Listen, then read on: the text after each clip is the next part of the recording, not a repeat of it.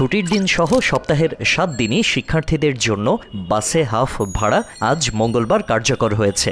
রাজধানী সহ দেশের সব মেট্রোপলিটন এলাকার শিক্ষার্থীরা এই সুবিধা পাবেন।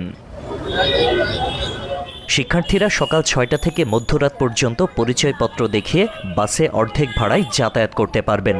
আজ ঢাকার বিভিন্ন এলাকায় শিক্ষার্থীদের সাথে কথা বললে তারা জানান এই সুবিধা পেয়ে তাদের চলাচল ব্যয় অনেক সাশ্রয় হবে। যদি আমার হাফ ভাড়া হয় আমার আর্থিকভাবে অনেক সাহায্য হবে। ছাত্র সমাজের পক্ষ থেকে সাধুবাদ জানাই এবং এটার ফলে শিক্ষার্থীরা মনে হয় অনেকটাই বেনিফিটেড হবে।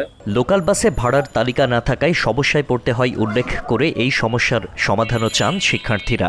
এক্ষেত্রে দেখা যায় যে আপনার চার্ট না থাকলে করে কি যে হেল্পাররা আপনার অনেক ঝামেলা করে বা চার্ট না থাকার কারণে হেল্পাররা আমাদের উল্টাপাল্টা কনভিন্স করে বেশি ভাড়া নিয়ে যায়। শিক্ষার্থীদের অভিযোগ, কিছু বাস স্কুল কলেজের ইউনিফর্ম দেখলে শিক্ষার্থীদের নিতে অনীহা প্রকাশ করে, আবার হাফ ভাড়া নিতে অস্বীকৃতি জানায়। হাফ ভাড়ার নতুন সংযোজনের কারণে মোটর শ্রমিকদের কোনো অসুবিধা আছে কিনা সেই প্রশ্নের জবাবে কোনো অসুবিধা হবে না বলে সন্তুষ্টি প্রকাশ করে মোটর শ্রমিকেরা। শিক্ষার্থীদের হাফ ভাড়া নিতে অস্বীকৃতি সম্পর্কে জানতে চাইলে লোকাল বাসের এক কন্ডাক্টর বলেন, এমন ঘটনা খুব কমই ঘটে। এটা আগে থেকে নিয়ে আসতেছে, এখন আর কি অসুবিধা হইব ভাই? সমস্যা নাই ভাই, আমরা বাসে ডিউটি করে তো একজন হাফ ভাড়া, এটা কোনো ব্যাপার না ভাই, no problem. Ashiq Ahmed, Bangla addition.